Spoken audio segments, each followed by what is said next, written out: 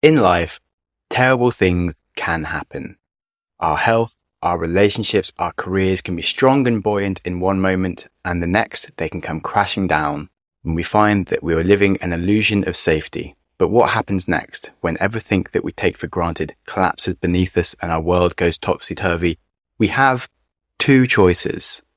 The first is to let the world win, to blame our circumstances for our problems and regret everything that we've lost, and to dream of escape, whilst actually staying contained and restricted within the walls that we refuse to accept. Or the other option is to accept our situation with grace, to find gratitude in whatever we still have, and to fight with the strength of a lion to improve anything that we have the power to improve. It is ironic that only by accepting the situation can we learn to transcend it. And on that, welcome to the Growth Mindset podcast. I am delighted to introduce the topic of the episode today and a truly stunning guest, Dr. Niall McCann. If you haven't heard of him, Niall is an intrepid explorer who has rowed the Atlantic, skied across Greenland, cycled the Himalayas. He also runs the charity National Park Rescue, which is preserving the rare natural habitats of the world and preventing poaching and the wiping out of endangered species. And if you weren't already impressed, well, Niall broke his back a few years ago in a flying accident and faced the prospect of nearly dying and then the prospect of never walking again. His abilities were radically changed forever, and yet he's in training to ski across a very big ice cap in Iceland that I can't pronounce, but he'll pronounce it perfectly later. Go on. You can do this, Sam. Vatnajökull. Whatever.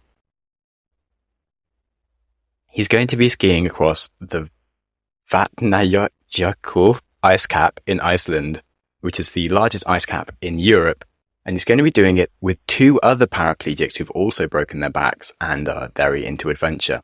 He just doesn't let the world defeat him. And so I invited Niall on the show because he has a really brilliant set of mental models for dealing with the world, and I was fascinated to ask him about his accident and how we can all learn to be more resilient and positive in the face of adversity.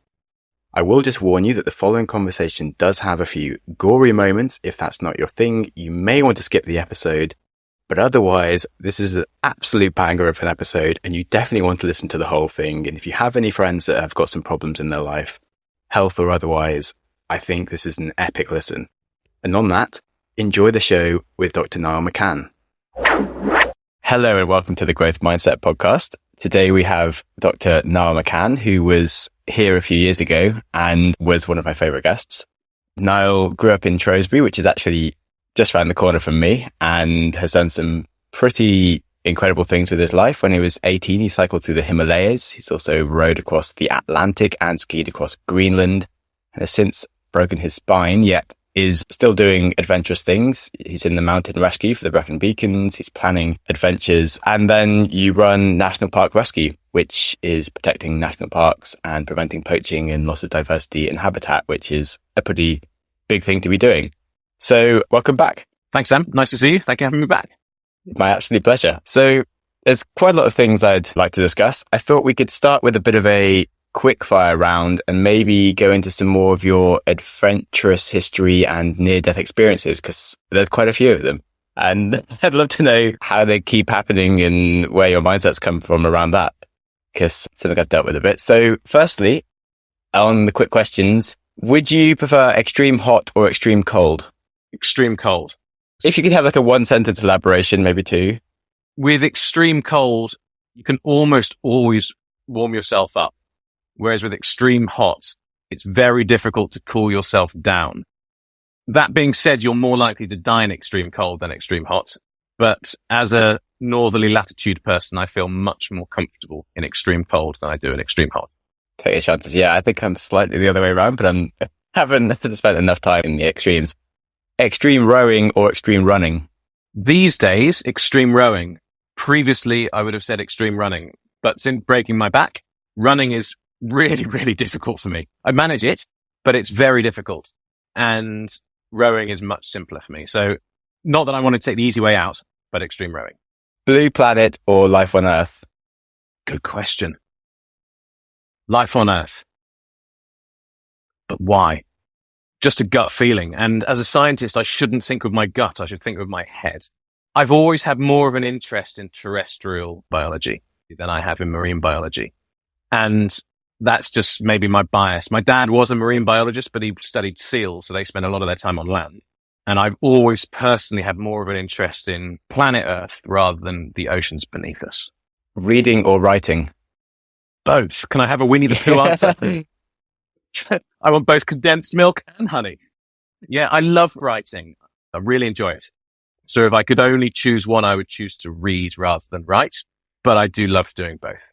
This might be similarly difficult. Pizza or pasta? Both. Yeah. But again, if I could only have one for the rest of my life, it would be pasta just because of the versatility. Thank you for enlightening me on your preferences there. That already kicks us off on some of the near-death experiences. So how did you break your back and then survive? I was into a sport called speed flying, which is a derivative of paragliding. But instead of floating around and enjoying the view, you run or you ski off a mountain and you plummet down it. Buzz Lightyear style. You're falling with style. And it's a fabulous sport. So I see loads of stuff on Instagram lately of those kind of reels. It seems to know my preferences of like people doing extreme stuff, and it looks super scary. It can be super scary if you're doing it at a really high level. And my mistake was to try and do it at a level higher than I was capable of doing it at. Speed flying, like most sports, there's an inherent danger, but that danger is managed by how you perform in the field, the risks you choose to take. And my mistake with speed flying was to be trying to fly above my skill level from the start. And that's partially just inherent nature, wanting to do harder things, seeing people on YouTube and Facebook and Instagram doing astonishing things with these tiny little parachutes, crazy fast speeds, super close to the ground, tricks, all this type of stuff, and thinking, oh, I could do that. And then partially it was also because my brother took up speed flying at the same time. It was his idea. And he was just automatically so much better than I was and was flying at such a higher level. I was just trying to keep up with him. I just should have accepted the fact that I'm not very good at this. And to do speed flying safely, just try and stay away from the ground. You're still traveling fast. You're traveling at somewhere between 40 and 50 miles an hour in a straight line, and then faster when you turn. But if you're doing that with a cushion of air around you, that's fine. It's when you're doing that right next to the ground that the cushioning factor of the ground is far less than air. And so we did a couple of trips to the Alps and to Greenland where we were incorporating speed flying into our trip. And you can do that safely, just flying from the top of the mountain to the bottom of the mountain, steering clear of the cliff edges. And you just have to come to a sprinting stop or a skiing stop at the bottom. And that's basically fine. It's safe. It's immensely enjoyable, unbelievable views, wonderful thing to do. But inevitably, because of my character and because of trying to keep up with my brother and because of seeing what was happening in that sport online, I was trying to also buzz the ground, get used to flying closer to the ground. Yeah, you see loads of that. It looks amazing. You know that urge? Definitely. Something I tend to have. I get bored pretty quickly doing something that I know I can do. I generally always just jump right in the deep end and do the more difficult stuff, but it's probably an area or like a skill you definitely shouldn't be doing that with. Possibly. But again, I've always had a similar mentality to things. Just throw yourself in at the deep end. So when I rowed across the Atlantic, I'd never rowed a boat before rowing across the Atlantic. Never used a rowing machine until the day we started training for that trip. When I skied across Greenland, I'd never done any cross-country skiing before skiing across Greenland. So I kind of often feel that with characters like yours and mine, jumping in at the deep end and just trusting that you'll swim has been an interesting way of doing it. Yeah, my ultramarathon, I hadn't run a marathon befut, but it was like, well, I'll be able to do one of those probably because people seem to do them quite well. Let's do the ultra version. And yeah, it ended up fracturing my leg. Yeah, how are your shin splints? I managed to get to Glastonbury okay. Like I literally just got off crutches the week before. So that was fine. Still can't run or hop yet, but it's coming back, which is nice. Give it time. It's definitely a good lesson to work out the danger level of the thing that you're jumping into. Totally.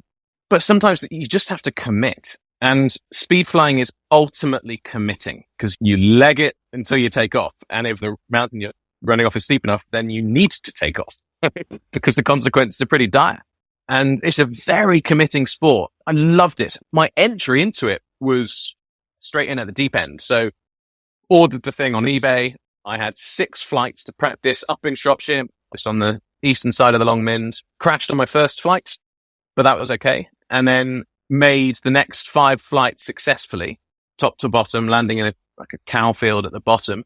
Then flew to Greenland with my brother, flying off mountains in the middle of nowhere, still kind of learning my way around the wing and getting to know which way around you need to hold it, that type of stuff. It was an amazing trip to incorporate this wonderful new sport with mountaineering in an astonishing landscape with my brother. It was the most amazing trip, and I was just gripped by speed flying.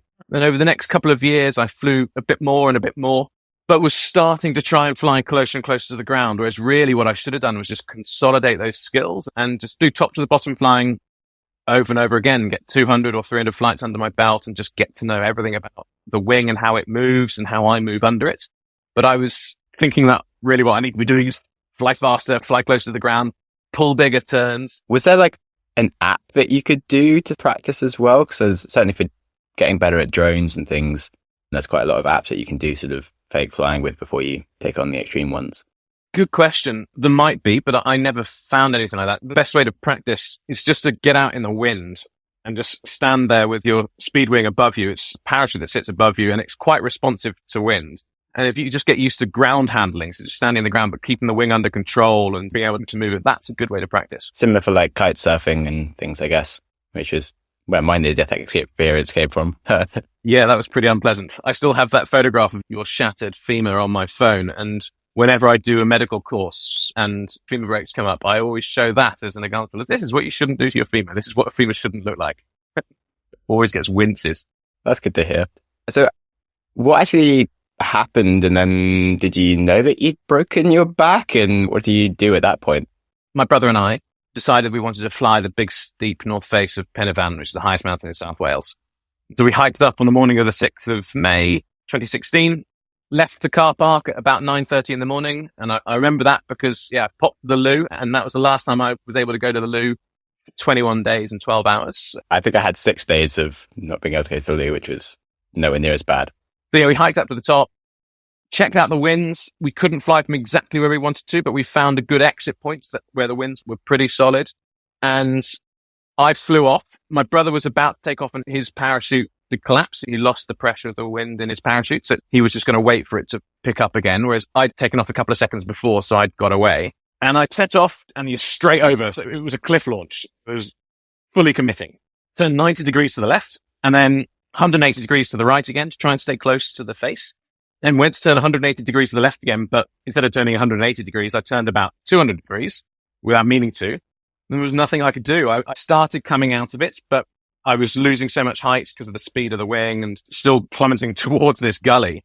So there's a series of gullies, and I imagine your fingers are the ridges, and that's what that north face of Penavon is like. I realized I was going to hit one of those fingers, one of the ridges, and then I was going to bounce into the gully. And I remember at the point I was about to hit it, I'd already accepted the fact that there was nothing I could do. Couldn't stop myself. I remember just thinking, well, this is how I die. That's a shame. There's an acceptance to it at that stage. There's nothing you can do.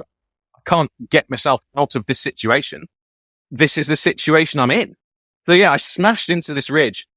How many seconds was that? Just like half a second before you're going to smash it? Or was it like a few sort of 5 seconds of like, oh God, just impending?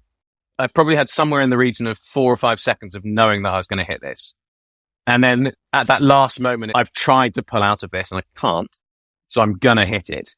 And then last second, tiny choice. Do I hit feet first or do I pull my feet up? Pulled my feet up. And I don't know whether that was the right decision, because if I'd hit feet first, I would have smashed my legs, obviously. So maybe I'd have broken everything. Whereas just pulling my feet up and impacting with my bum first broke my back, but saved my legs. I don't know whether that was the right decision. Impossible to say without running through that scenario again, which I'm not willing to do. Can't help you there. That's definitely something that you're like, if you'd done it just about correctly, it might have been better. My guess is I'd have just broken more than I did break. It was weird. So I remember hitting and I bounced off this ridge.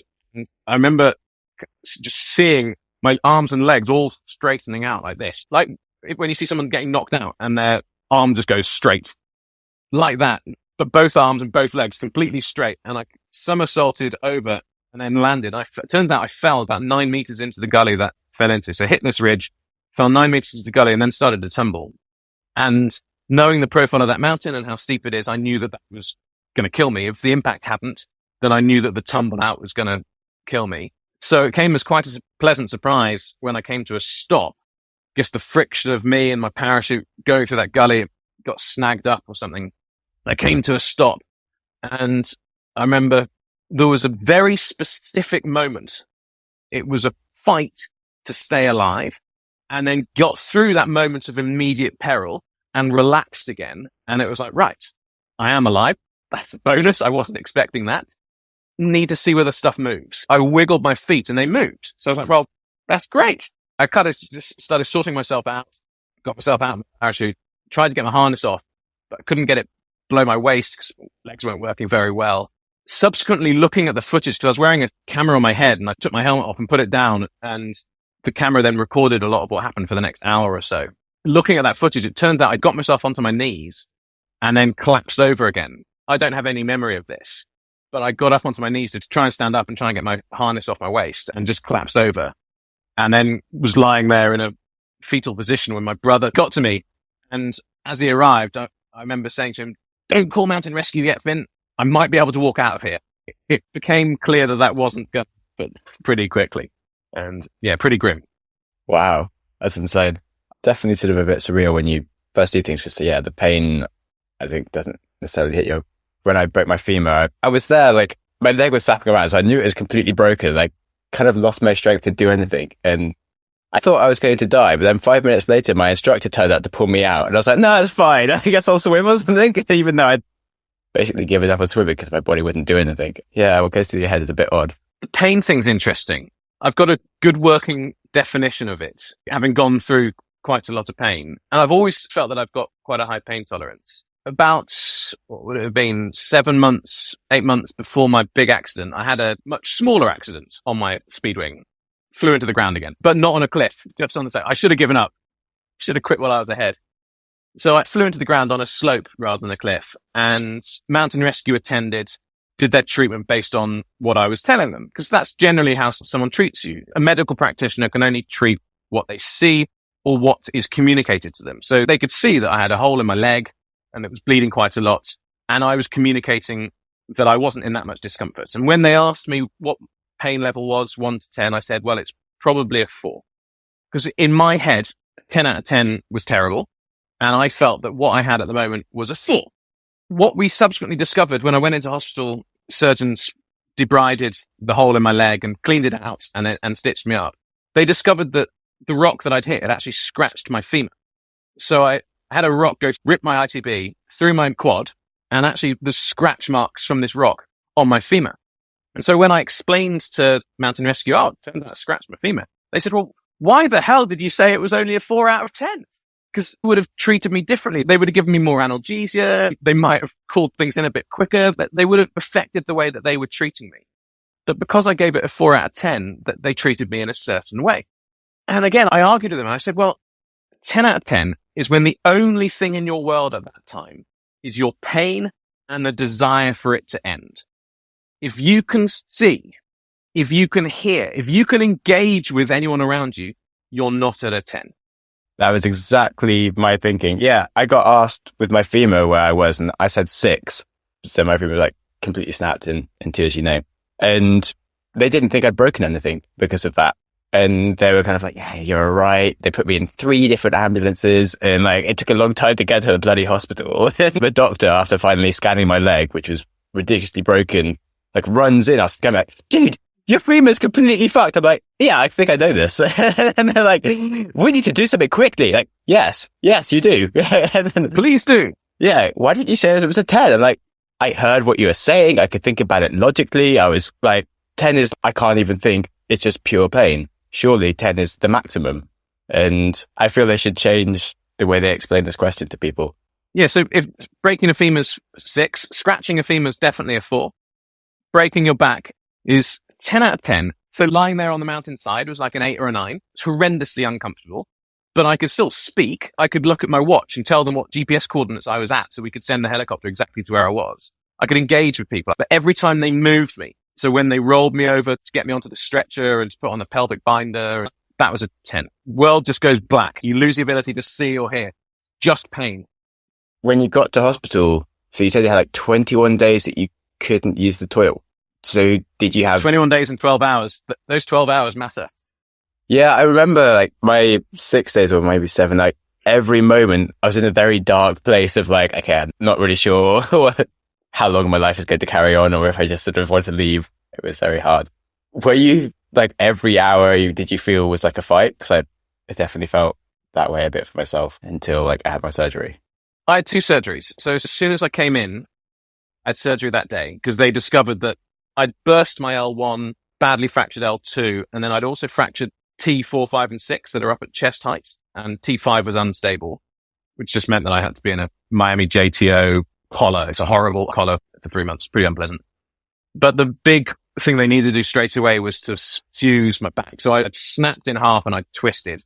So they had to untwist me, unfold me, and then fuse that. At least I was stable there.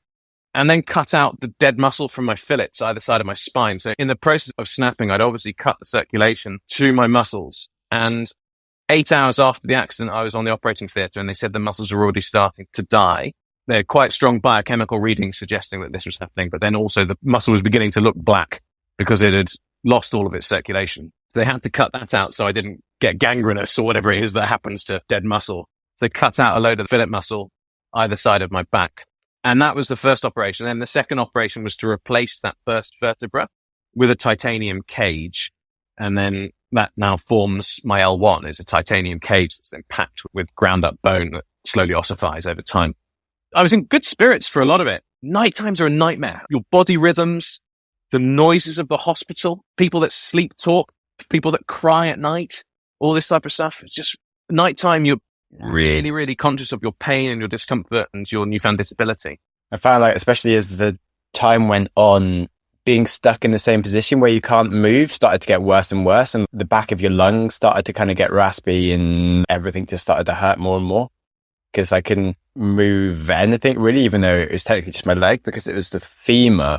If I moved my hips in the slightest bit, it would move the whole area of muscle and things. And what would happen is, because I had quite a lot of drugs and things trying to make me go to sleep, but as I'd be falling asleep, because I was stuck on my back and my legs were raised, I'd have the feeling that I was falling backwards.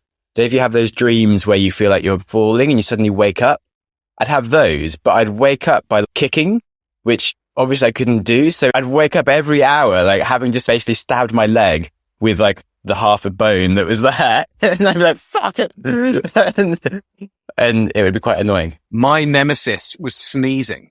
Sneeze is all body. I could sneeze without moving my bottom so much. It was always scary. So sneezing was terrible, like a cattle prod going through your body when that happened. So the second operation was complicated. First one, they just lie you on your front, zip you open basically by your back and do all that. That's relatively easy because your spine's just there. The second operation was way more complex. They open you up down the side to cut open around your rib cage, chop out your 11th rib, hoik your guts out the way so they're not in the way. Again, the radiologist came and told me afterwards, yeah, the surgeon brought me over and we could see your heart beating in your chest, like through the hole. She was obviously quite excited by that. Pretty mad. But yeah, so they hoik your guts out the way. So that then enables them to get at your spine from the front as opposed to from the back. And then they're having to take out all the fragments of my smashed up vertebra that were in there and put in the new cage that way and then pack it all again. But as part of all that process, I got a little pneumothorax cut through the lining pleural cavity, which just means that air gets into your lungs and can't get out. That needs to be fixed, otherwise you get a collapsed lung. And that was fixed, but it just meant that I had quite a few issues for a few days. My heart rate was running at like 120 per minute for 3 days, and breathing was very difficult. I only could take really, really shallow breaths. And obviously some irritation to my lung as a result of that. I developed a bit of a spontaneous cough for a couple of days. And again, coughing makes your body do that and tense up. And that's not what you want to do when you've just got a newly broken rib that they've just sawn off and obviously a broken spine and everything else. So coughing was bloody awful as well. I was largely quite positive, but the bowel thing, the fact that I couldn't go to the loo, imagine this dark cloud on the horizon. And just over the course of the days, that dark cloud got closer and closer. And then eventually it was right on top of me. And after 21 days, I was starting to get slightly despondent, and I'm pretty upbeat. So it's quite rare for me to feel despondent. But I wasn't feeling great at this stage. I was getting to the point where even sipping water would make me gag because I was so full. That's not great. Human beings can fecal vomit, which is a fucking awful thought. I never got to that stage. That's nuts. Yeah, I definitely had like that looming worry the whole time because I couldn't move my hips in the slightest to get them off the bed. And it was like, I really don't want to have to go for a poo. I couldn't imagine. Your bowel every day is removing about 1 litre of water from the food that's moving its way through your body. So it's always sucking fluid. So if you've been there for 21 days without taking a poo, it's taken all the fluid out. There's no lubrication now. You're just full of concrete. And what they eventually managed to do was to try and soften that concrete in my bowel. So they tried loads of different enemas and laxatives and all this type of stuff, and nothing was working. And then eventually they threw one final thing at it, which is called gastrographin, which is really high in iodine, which means it's got a very high osmotic potential. So it increases the ions in your gut, which sucks fluid from the rest of your body into your gut. So you've got to be quite careful that you don't prune up too badly, suck all of the fluid from everywhere into your gut. And that softens the concrete that's in there and eventually lets it out. So yeah, after 21 days and 12 hours, I had my first astonishing poo after all that time. Were you by yourself for this poo? Were you able to go to the toilet? I remember my first poo quite vividly. I couldn't walk. I stood up for the first time, but with 3 people helping me 2 days before that. Like the whole gravity aspect and just having moved for the first time in 19 days, 2 days before I had my poo, that probably helped get the gut moving, but the gastrographin was the thing that really got it going. So I've been on my back 21 days. And that was the first day that I'd been able to move onto my side. And I was lying on my back. I'm feeling really, really bad. It was that day my brothers had visited me in hospital and I haven't been very engaging, whereas normally I'm quite conversational, but I've basically been kind of drifting in and out of consciousness. I wasn't in a great way because of the discomfort around my guts, really. And I was lying there on my back and I rolled over to the side, heard this horrendous sound, like grumbling, awful sounds. And I just lay there, not really knowing what was happening. I couldn't look. I couldn't twist to see. Thankfully, I was in a private room. It was NHS hospital because of MRSA or something. And 5 minutes later, the nurse, Cindy, opened the door and stood in the doorway and just went, "Oh, Niall, it's begun." And then she came up to me and said, "Niall, do you want me to take a photograph?" And I was like, "Yes." So I handed her my phone and she arranged the lighting in the room to light my backside perfectly and took a photograph on my phone. Then she went off to get buckets and bleach and mops and a team of cleaners to come and clean the mess. And I uploaded the photograph to my family WhatsApp with the caption, "Fuck yeah." That's how it began. So yeah, things started to move a little bit after that. Goodness, quite something. How long did it take in terms of getting rid of 21 days worth of food? Is that like a few day process or? Yeah, it took a few days and it was totally involuntary. If I'd move, you'd hear another squelch or whatever would happen. I had one incident, it was the first days they tried to get me walking by myself along on the crutches and suddenly I felt I'm about to faint. So obviously just having been stood up for a while, all the blood had pulled to my feet and I realized I was about to collapse over. And at the point when I was about to faint, I also dumped at least 1 litre's worth of crap out at the same time. So it was one of those, the entire body just collapsing. So about to pass out with a faint, crap myself everywhere, and yeah, get scooped up and spooned back into my bed and all that. So you just have to kind of live with that. And you have to put aside prudishness when you're in that kind of circumstance. Otherwise, it's just such a degrading situation if you're worried about it. So just try and see it as funny. And a lot of it was pretty funny. Yeah, I made a lot of jokes. Also during the ambulance part as well, which I don't think helped me in any way in hindsight around how seriously they took me. They're like, this guy's definitely fine. That's just a coping mechanism, I guess. Just being cheerful, trying to be the one that brings the room up. Yeah, 'cause when people just come around, "Oh, I'm so sorry for you, everything's just bad." You're like, well, it's like, well, you know, if I'm stuck in a wheelchair the rest of my life, I can write lots of books. I'll be like Stephen Hawking or something. One of the first things they said to me was that I might never walk again. And I remember instantly responding when they said that. I said, "That's all right. I've had an awesome life." I was thinking 2 things. Like you, I was thinking that if I was going to spend the rest of my life in a wheelchair, just do great stuff in a wheelchair. And I'm going to rock that chair. I'm going to have great expeditions. I'm going to write books, read books. I can still engage with people. That's fine. If I end up being in a wheelchair, okay, I don't want this, but I was reconciled to it. And yeah, every stage when you're told different things, Yeah, one of the interesting parts about the mental health aspect of this and your approach to recovery, I wanted to see people that were fit and be like, right, I want to be like that guy. Whereas some people, they want to be around people that are really, really unwell and be like, well, at least I'm not as bad as that guy.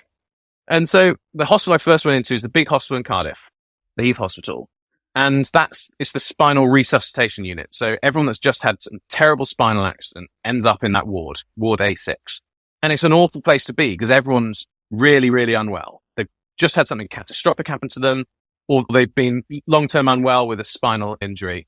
It's quite a depressive place because lots of people crying, lots of people having very bad instances. So I was better off than a lot of these people, even though I wasn't in a great way myself. And my surgeon forced me that I leave that ward and go to just a normal orthopedic ward where most people are there for a shoulder operation or they've just broken an arm, or where everyone would be better off than me, because he felt that given my personality type, that's what I needed to see. That was, an interesting intervention on his behalf. Right? He performed the surgery, which is a vital intervention, but also that palliative intervention I felt was really important as well. Yeah, that's really interesting. I didn't think about it quite like that, but I guess I didn't have so long there. They were kind of like, okay, as soon as you're able to manage yourself on crutches, you're kind of out of here. And I was also in Spain, so it was trying to get me home. But yeah, I was just in a room with a guy that had like a dodgy heart. So it was really nice because in Spain, there's a bit less focus on the nursing and more on family coming to help you. So his family were constantly around, so I got to see them a lot. But yeah, he was in quite a different situation to me. I literally didn't see anybody else at all. Yeah, that would have been hard. I was lucky that my family were able to come visit. The reason why I objected to moving hospitals first was because my wife works in the teaching hospital in Cardiff. And so I could see her 3 times a day because she would come in at breakfast, come in at lunch break, and come in the evening.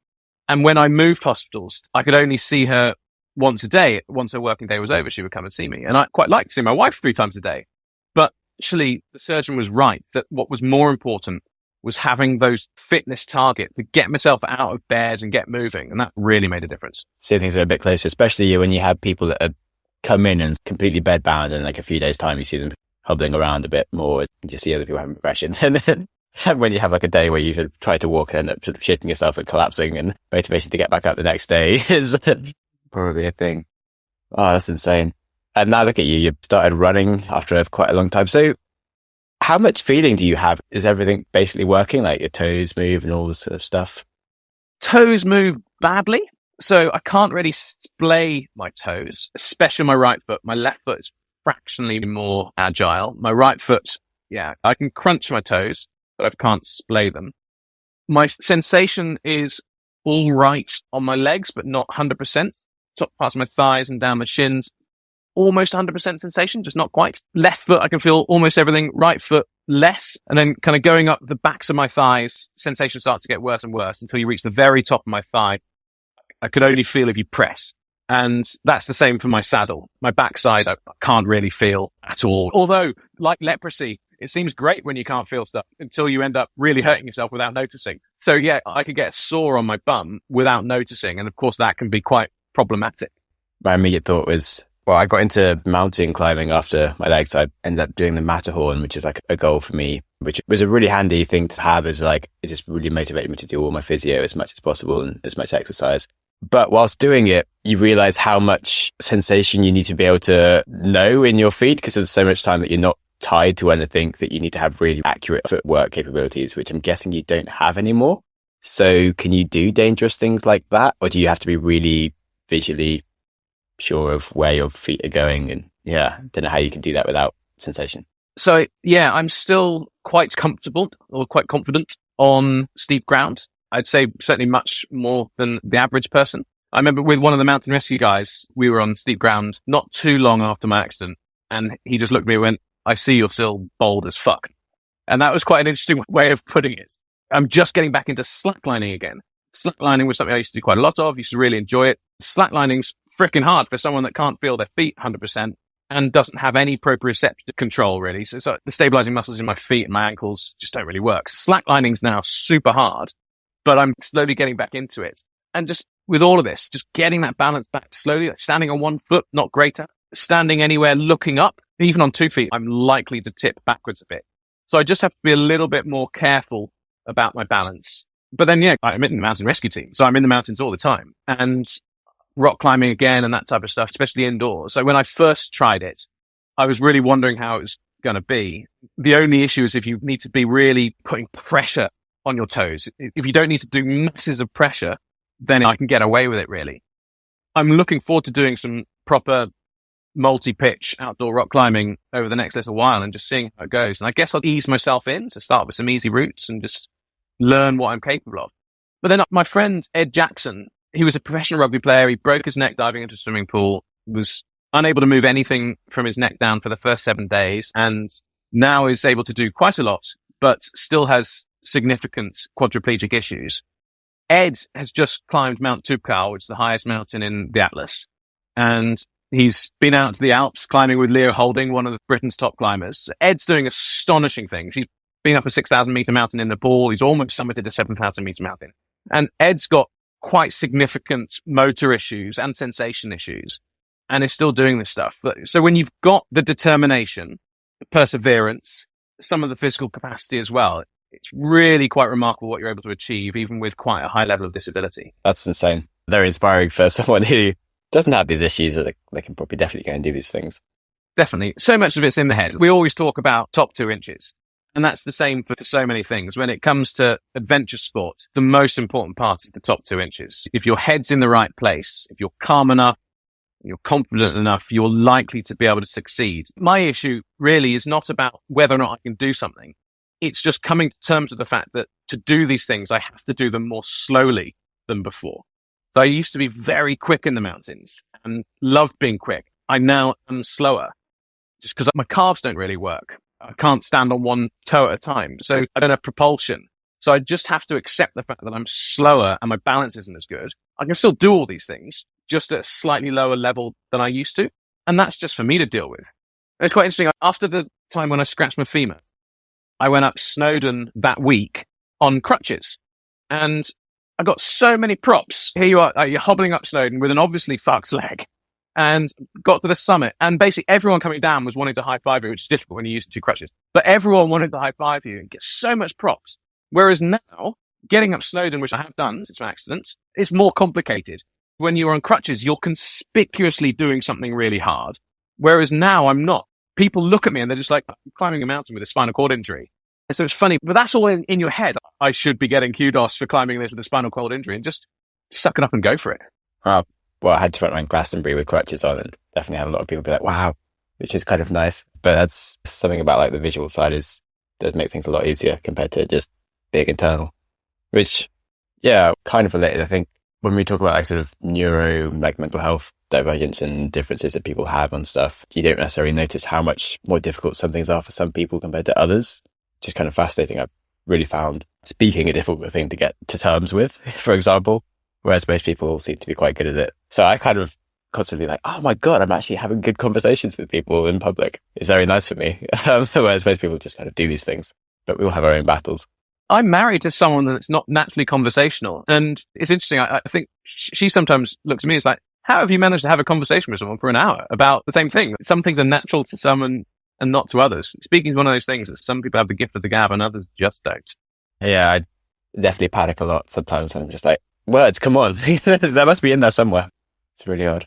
But yeah, so how are you in terms of going for this next challenge around like the icecap one? Because you're doing that with 2 other people that also have spinal injuries. Are you guys not worried that there should be someone there that doesn't have a spinal injury, or is that kind of the point? No, I'm pretty confident that we'll be fine. We're very likely to have a film crew in the vicinity. They'll drop in every now and then. They're likely to have a look at what we're up to.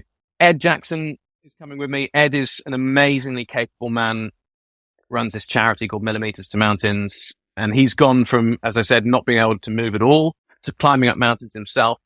Ed has quite a few issues with temperature regulation, so that'll be interesting to monitor, especially on somewhere so cold. He spent time at 6,500 meters in the Bowel, which is freaking cold. So he understands how to manage that.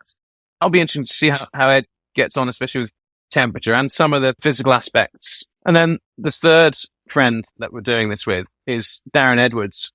He's an amazing guy who was a climber, a mountaineer, and he was training to be in the Territorial Special Forces when he had a climbing accident and broke his spine in a very, very serious way, like way worse than mine. He's a complete paraplegic.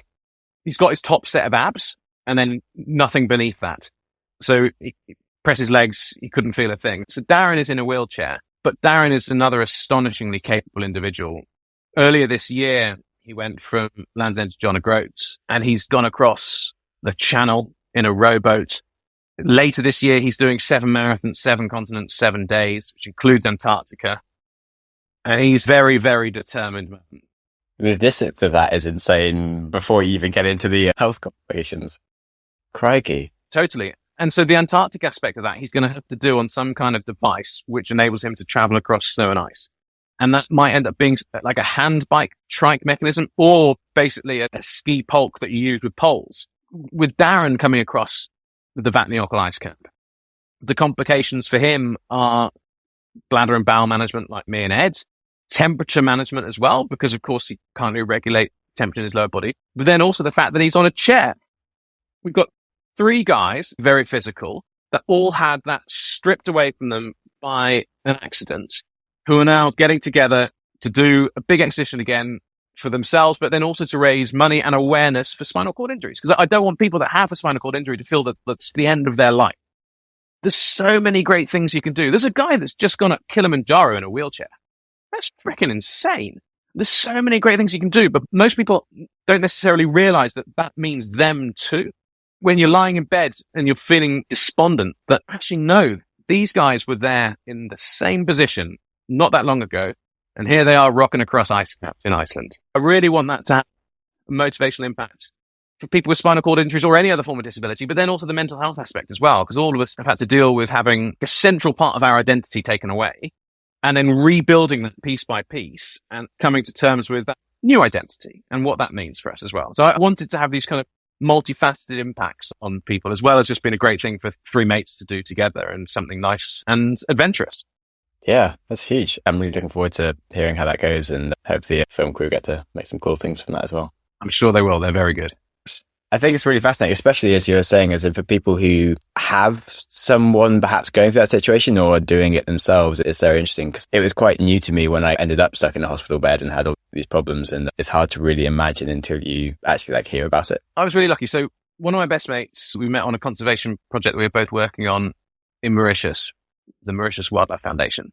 Tom got thrown out the back of a 4-wheel drive that had a crash, and he landed on his bum and broke his back in a very, very similar way to me. That was in 2001 or 2002, so ages ago.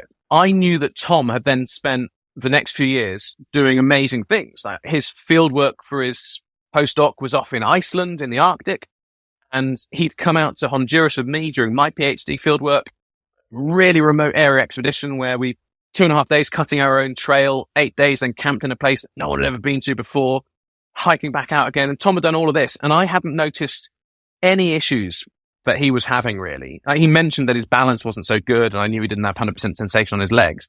I didn't know that he was also having to manage his bladder and his bowel, and that he also had all of these other issues that I know. And so only when he came to visit me in hospital and he said, everything you're going through now is what I went through 15 years ago, all the pieces came together, because I then subsequently found out that he had all of these issues. Because Tom's quite private, so he hadn't talked openly about those bladder and bowel issues until I then had them myself. He just talked about the loss of sensation and stuff. So for me, that was amazingly useful and helpful. Having that person I knew so well, having gone through something very similar and doing amazing things with his life, was like, well, great. That's going to be me too. Yeah, that's super useful. I didn't really have much info on that. And I was just told that I would never be the same again. I might not really be walking. And that was all they gave me. And they're like, hopefully you'll be mostly okay. Then I'm actually pretty much fine, apart from my legs just 1 inch shorter, which is just frustrating for repetitive things like very, very long distance running. Kind of messes up stuff. Both your feet now point in the same direction as well? Not quite. My right leg also points in a bit too much, which is not so obvious when I start, but as my legs get more tired, it just looks like I've got a really weird loping thing, which is a bit frustrating. And it's sort of my right foot kind of pushes me to the left because it points in, and then my left foot just goes forwards like it should. And so I'm kind of slightly zigzagging the entire time, which is also a bit dumb. But again, no one notices. When you're on crutches, everyone notices. No one knows that. It's like the way I walk. I don't just have this funny walk. That's because of my spinal injury, but it's internal, so no one can tell. I was doing a hiking trip with a guy that was like leading who had like a slightly odd look with his right foot, but like I picked him up straight away and was like asked him what was going on, and it was quite interesting. I have a chat with him where he's like, no one that normally ever asks me. I'm like, oh mate, I notice these things. Physios and people that work in spinal injuries, they spot me straight away. They'll be like, spinal injury. Yeah. A bit of a tangent. I was doing my Vipassana course, which is like the 10-day silent meditation retreat, and some guy had clearly spotted me, but because of my feet, which are quite short and really wide, and he was like, are you like a kickboxer or something? You have like clubs for feet. And I'm like, what? Thanks, mate. I tried it once and it's not the best sport. Anyway, untangent back. Have you spent time with indigenous people that just live in bare feet? A little bit, and I feel like I should have done that a bit because I've got quite bad bunions from wearing shoes because my feet are wide and have been forced to be less wide than they should be. After the Atlantic, my feet were like hands. Basically, it was nuts. It was just spread out so much because that was 63 days without wearing shoes at all. And your feet just spread out. So you look at them by the end, I look like a hobbit. Just got these whopping great feet. It's hugely wide. Everything's spread out. Might be useful for me. Who knows? Yeah. So I'm trying to do stuff to correct that. That's fascinating. Have you tried any of like the barefoot running and these things? No, because I don't have any muscles left in my feet. I'm wondering whether it's a good thing to get some of these barefoot running shoes to try and help build them up a little bit. Just walking around with them all day is also a good thing, even if you're not running. Can you do things like skipping and stuff? Physio has discharged me, so I'm free to do what I like these days, which is great. I can do all that. Skipping with a skipping rope is difficult because jumping is difficult, just because I don't have calves. It turns out your calves are really, really useful for all of this. So I can skip, but all of the propulsion comes from my quads because my calves and hamstrings and glutes don't really work. So it just means it's very inefficient. I can't do any bouncing on my toes. That just doesn't work. It's all quad related, so I'm very flat-footed in my skipping. Yeah. So when you say that your calves don't work at all, so can you do like just standing on a step and doing like calf raises, or is it like just nothing happens? I could do that with 2 feet, but if I were to take 1 foot away, I couldn't then do that. And it took me months to be able to get on 2 feet, to be able to stand on the tiptoes on 2. And that, I think it was like 7 months before I was able to do that at all. And then slowly that got better and better. But I'm still way off and probably never will be able to do it just on 1 foot. Just do a single calf raise. Man, can you do more the squats or like a single leg squat? Pistol squats. I was so good at that type of stuff before. I can pistol squats still because my quads are very strong because they're doing everything. My issue with pistol squatting is balance. So I need to do it on wider shoes because my one-footed balance is quite poor. But yeah, being able to pistol squat again, that was one of those aims. A few things. So being able to do a muscle up again, that was a big aim of mine because that's a lot of back. What I haven't yet tried, I'm not sure whether I can do, is the old flag position. I used to be able to do that. I don't know whether I can do that still. I haven't tried. My back, obviously, where I had all that muscle cut out, that couldn't grow back because it was just taken out. And my core can't simply be as good as it used to be. So yeah, I'll be interested to see whether I can do that again. Like when I do sit-ups, they're much more challenging than I feel they should be. That's kind of annoying, but also just really interesting and kind of cool. Anyway, any other stories of difficulty besides the femur scratch and then the back break you think prepared you for this at all? Or do you think it was just generally your mentality around like doing difficult things and not wanting to be confined that's kept you in such good stead? One of the things, just having a positive mentality helps, and that's just natural. We can all work on it. Our brain is a muscle and we can work on things. We can train ourselves to do certain things. And people with a naturally negative disposition can slowly train themselves towards more levels of positivity. But I'm quite lucky that I naturally have a positive disposition. So I was able to be quite pragmatic about all of this straight away. But then I guess having gone through trauma before, having had a couple of properly life-threatening situations before, having lost my dad, but then seen how he coped with his illness. So he got asbestos-related cancer and was given 11 months to live and survived 9.5 years, during which time he did an astonishing array of adventures, culminating 5 months before he died by climbing the nose of El Capitan, the most iconic climbing route on Earth. And he could barely walk at this stage. He struggled to walk to the base of the mountain, and then he spent 4 days living on the cliff face with my brother climbing the nose of El Capitan. So having seen Dad do that and having lived through all of that, I'd had quite a lot of exercise for dealing with trauma, be that psychological or physical. And my dad said when he got his diagnosis was bad and his prognosis was worse. His prognosis was 11 months. And he didn't want to let that stop him. He said his blood type was B positive, and he wanted to live his blood type. He wanted to be a positive guy. And my blood type is A positive. So I want to be a positive guy. So I very much took my dad's inspiration on that, and then took great heart from having the support of my family, my wife, my mum, my brothers, and family around me. And that certainly helped. But so much of it does come from within, and having those lived experiences of trauma and challenge and grief, I think prepared me for my recovery really well. That's really funny. If someone is a negative blood type, it's not necessarily your destiny, just random arbitrary things, but it's nice to pick up on stuff like that. But yeah, that is definitely hugely inspiring to see something like that. I have found I haven't really had anything close like that, but I think just as you grow older, having people that do just die does make you very aware that there's no take two on your life or backup. You haven't really got much other chance to do interesting things, and your own responsibility to just take whatever situation you're in and try and make it as fun for yourself as possible. Yeah, I'm always staggered by how few people, like, you're motivated by that. I'm motivated by that. I'm always staggered how few people are motivated by making the most of their one chance. Like, I'm always staggered, like, I get out there and do some great stuff, but most people just don't. They just stay in and do crap stuff. Yeah, they wait till next year because of whatever you could have done with this year with the past. You can't do that year again. Remember a friend of mine, I expressed this kind of opinion to one of my best friends a few years ago, and how I wanted each year to build upon the last one, to use what I'd done in the previous year as a springboard for the next. And he felt that that was going to put a lot of pressure on me. But I want to live a relentless life. I want to be relentless in getting out there and having as many experiences as I can, but also in trying to have as positive impact on the planet as I possibly can. And I feel that having a relentless approach to life really helps me give the most and get the most out of life. Yeah, for sure. I think it's just definitely energizing, and there's something really big about momentum as well. I think that just does keep you going and doing things. And that's certainly one of my things is like, I try and put like life goals in for each year, and one of them always has to be some kind of like next level adventure of some form that I think if I just keeps up the momentum level of doing it. Whereas if it's sort of like a few years ago where you did something cool, you're like, maybe this year isn't going to be the one either. Whereas if like every year you have to do something that like is pretty scary and big, it just keeps up that level of doing things. Wasn't ideal because I was meant to be going to the Arctic this year, which got cancelled. And then because I had the 2 weeks off was when I did my ultra marathon, because I had to do something that I hadn't done. And I'd put on 5 kilos to go to the Arctic and hadn't been training to run marathons. So I then ran an ultra marathon in the complete wrong state, which then ended up giving me a leg fracture. But also I thought that was maybe kind of good because I learned a bit more about how my body feels in terms of types of injury and things that I should or shouldn't be running on and stuff. And I was like, well, okay, I want to do even bigger ones, like 100 milers and things. And knowing what's going to put me back into hospital or not is probably a good one to know, because I can then go into these things with a bit more awareness. So it's all okay, I think. Sliding doors moments, one shuts, another one opens.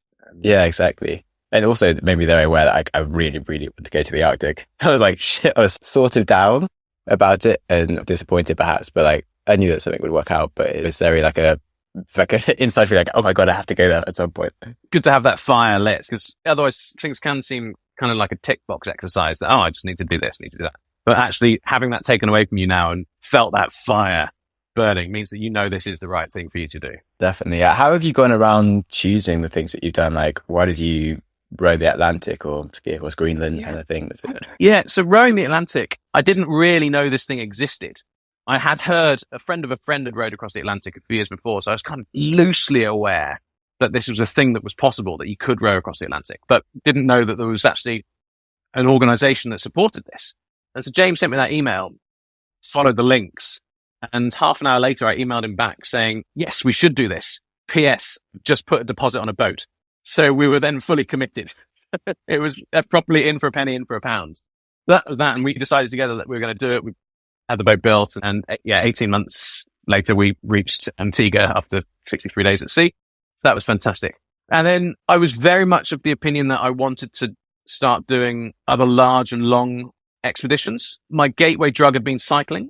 So cycle touring, been Himalayas a couple of times, and then lots of mountaineering and stuff. And I thought, well, doing these long and hard and arduous expeditions was great. You get to remote places that most people don't get to. It's a big challenge. It's the uncertainty whether you're going to succeed, which is quite an exciting aspect of doing a big expedition. And so doing something in the polar regions was just a natural next step. And skiing across Greenland seemed like a good gateway into that. So yeah, teamed up with my friend Murray and we spent 23 days or just under 24 days skiing across Greenland.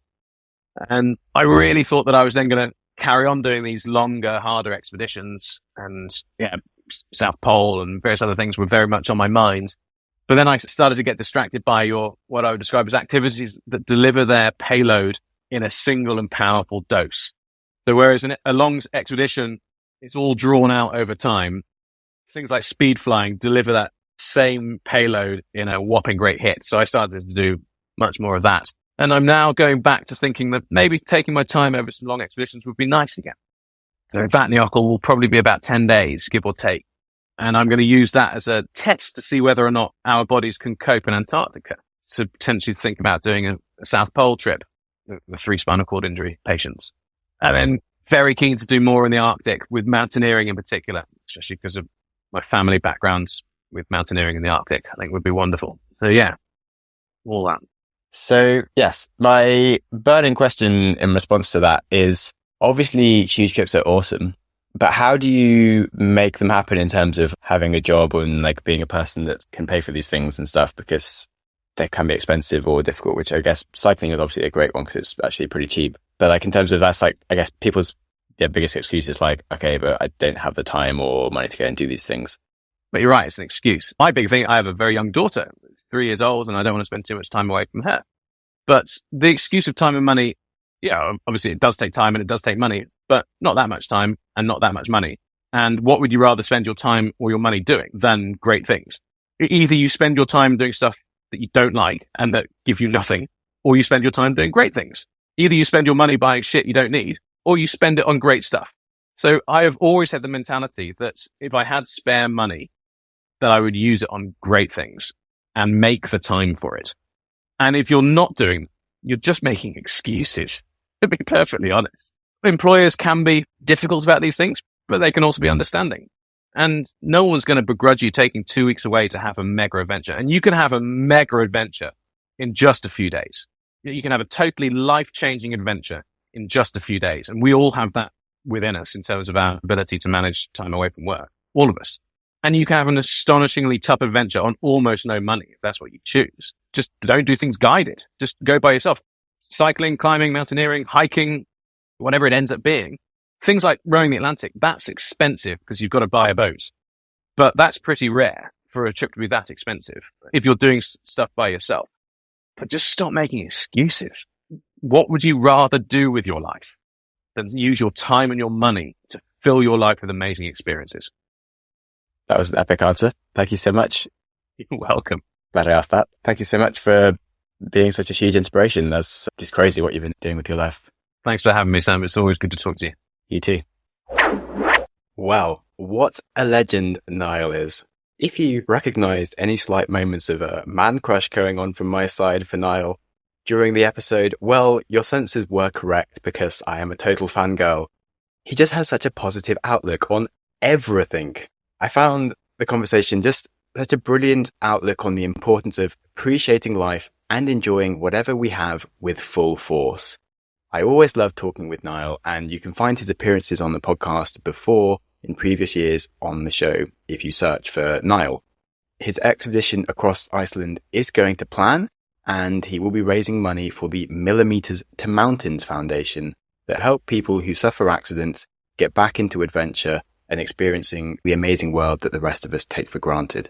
Niall will be filming the adventure across Iceland with his 2 friends for a series that is going to be broadcast widely. And if you run some form of company that likes sponsoring really cool things, then it's a really good opportunity to get some exposure for you and support an amazing cause. And then if you've suffered an accident yourself and you're interested to find out more about the Millimeters to Mountains Foundation and the potential events and expeditions that you might be able to get involved with, do visit the charity's website at Millimeters to Mountains.